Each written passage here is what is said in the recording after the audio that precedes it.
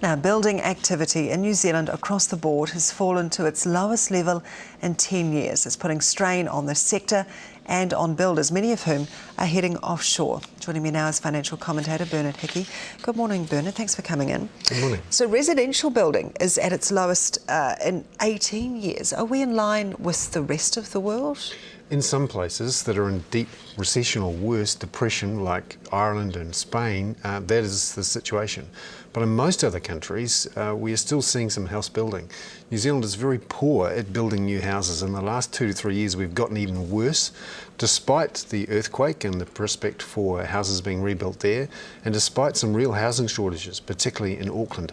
There are some structural problems in our housing sector which mean that we're not building enough new houses. Well, I would have thought with such low interest rates at the moment and the housing crisis, as you say, in Auckland, that would have stimulated the growth of home building. Why has that not happened? There's some particular reasons, and it's mostly an Auckland problem. There's not enough new land being opened up for houses. Secondly, land prices are very high. For a lot of people, it's just too expensive to get in. And remember, there's a group of people, particularly young people, who frankly don't have enough money to buy a house in Auckland. You know, average prices are upwards of $500,000 for a typical house. Now, they can still buy an apartment, but not a house. Secondly, a lot of building developers are bust. You know, they've gone bust in the last 3 to 4 years. They're not there to manage the developments. And thirdly, even the ones who are here can't get money because the finance companies who they normally borrow money off, they've gone bust too. So there's some structural problems there which mean that we need more houses to be built, but no one's building them. The Greens have said that this is probably a good idea or a good time for National to jump on board and start building more state housing. It would be perhaps a good time to do that. Is that feasible, do you think? Well, you have to ask these sorts of questions now when there's some structural failures in the housing sector which mean we're not building enough new houses. And what they did during the 1930s when something similar happened was that the government did step in and build a lot of state houses. And that helped prepare New Zealand for the boom of the 40s and 50s. We had some housing stock there. And, you know, these questions have to be asked now when the private sector has obviously failed. When it's not a problem of enough money, banks are still lending 95%.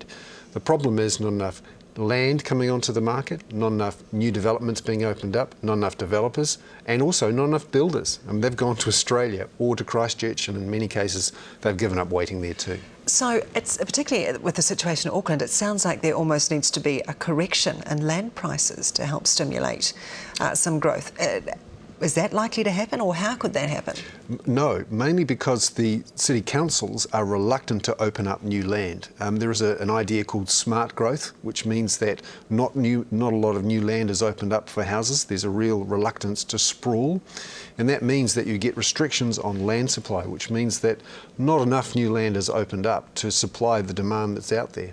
And people are being forced into brownfields housing developments or into apartments. There's some really interesting questions about the social needs of New Zealanders and what New Zealanders actually want. Most New Zealanders still want to live in their own home on their own section, but the city councils and district councils are reluctant to open up that new land, and that's keeping pressure upwards on prices. That's quite extraordinary, actually, isn't it? So it's the council that won't open up the land, and that's the real problem here. That's one of the issues. There's a lot of everyone to sort of live more condensed, are we? Essentially, you've got a generation of older New Zealanders who are running the council saying young people are not allowed to have the lifestyle I had with a section and a house. They're going to have to live in apartments while I live in the villa in town, and the value of my house rises. You can't afford it, sorry. OK, just quickly, if we head into the next quarter, which will include Christmas, and the same situation, what's that going to mean for the building industry? Well, interestingly, in central Auckland, those established houses, the villas, the 3-4 bedroom houses with a bit of a section, their prices are rising quite fast. In central Auckland, the sort of Mount Eden, Remuera, Ponsonby, prices up. The posh parts up 15% from a year ago.